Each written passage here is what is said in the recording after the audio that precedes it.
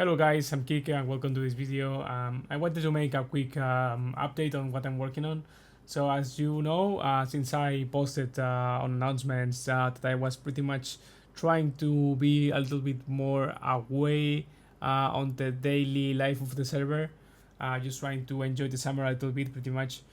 I've not been focusing much on the server. However, I've been working on something that is a key piece of running PureVanilla, and I thought some of you might enjoy it. Um, if you are a nerd, if you are not, this would likely not be interesting to you.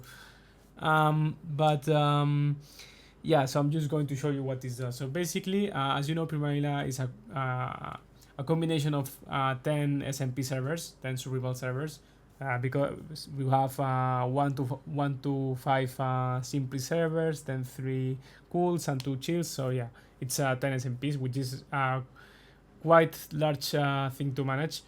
So we just need to be careful about how we manage so many stuff running at once. So the way we manage this is by creating code repositories. This is just a sample repository, but here on the actual thing, you will see all of the plugins and everything needed to run every game mode. So what I've built here is just something that allows you to select the machine you want to host. Let's say, imagine I'm going to create cool 4. Don't get too excited, that's just a dummy example. Here we will be using Minecraft server image, and then we will be using the code repository for cool in this instance, but I'm just going to use this test repo on the main production branch. Here we will choose the IP the server would run on, and then where the data is located, and then we will make it so the server is always on unless we manually stop it. So with this simple setup here, as you can see, I actually set up something that is quite advanced already, but anyways, here you can see that this is pulling the image and cloning the code repository, and then this will automatically start Minecraft server, which will fail because I have not accepted the EULA. I mean, it doesn't really matter for this example, but I will, just so we don't see that spam over and over here. Yeah, there we go.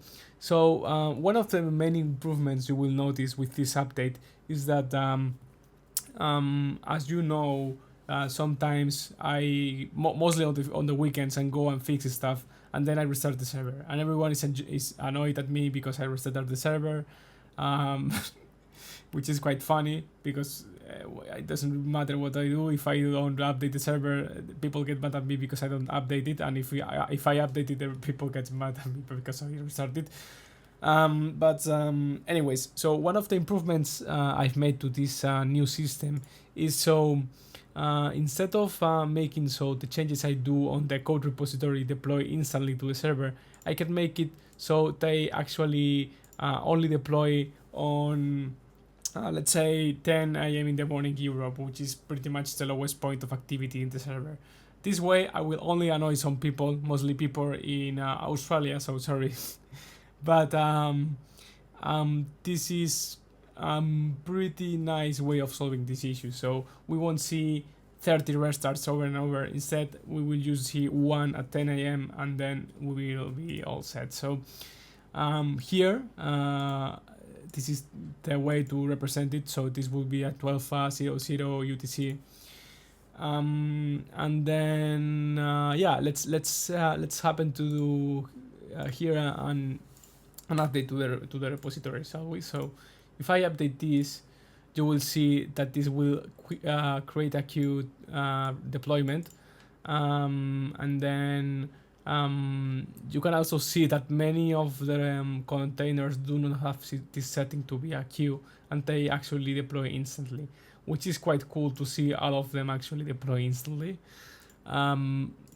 And actually this is just some nice to have things for me. It doesn't really matter to you, but I can see the live progress of the catch-ups of the containers in real time on GitHub. Anyways, back to what I was doing. I actually just forgot. Oh, it's this container here. Yeah, cool 4.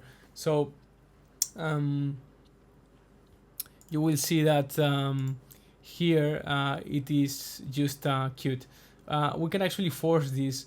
Imagine we have a critical patch, someone found a dupe and I have to disable or fix something. I can just manually override this here by forcing the catch up, or I can actually define it on the commit message.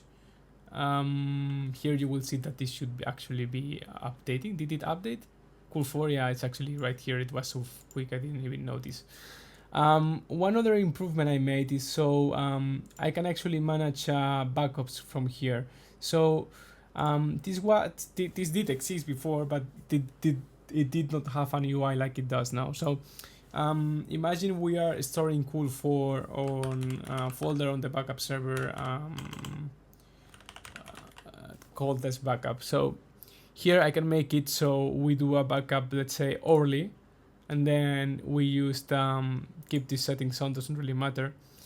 And you will see that the next backup will be in an hour from now, but we can force it. You will see this has some very nice progress information about this making a backup, and this will be backing up the entire server. So this is pretty cool. In fact, I can also connect directly to the server file system by allowing myself to connect and go into here. So this will open an SFTP viewer, and here you can see we can see the entire server. Imagine I come here, I cancel this, and then I delete the entire server. There you go, and then we go here and restore the backup. So let's just restore the backup.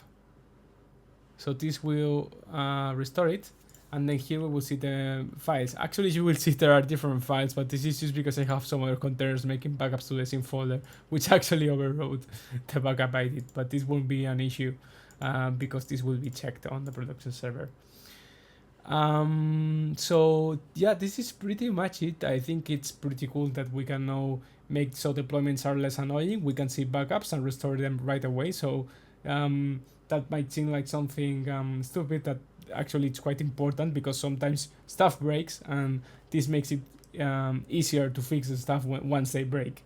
So that means less downtime and less time for you to touch grass, which is, I guess, unfortunate for you.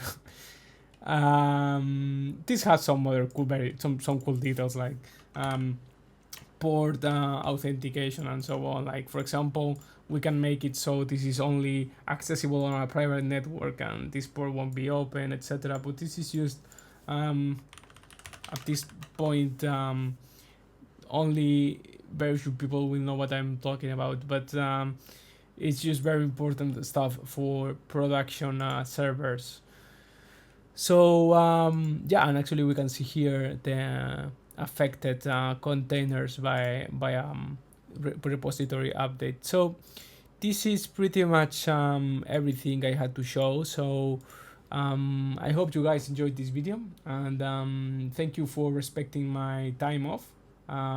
Deeply appreciate it. As you can see, this part of the recode I'm doing is pretty much complete. I just have to migrate the existing data to here, and then make sure I don't break the entire server by doing so. And then I will be continue migrating some other stuff like the voting system, so you guys won't have to complain about that being unreliable anymore. So thank you so much for watching, and once again thank you for respecting my time off, and I hope you guys have an amazing summer, and that you enjoy the FIFA finals if you are watching that. So bye bye.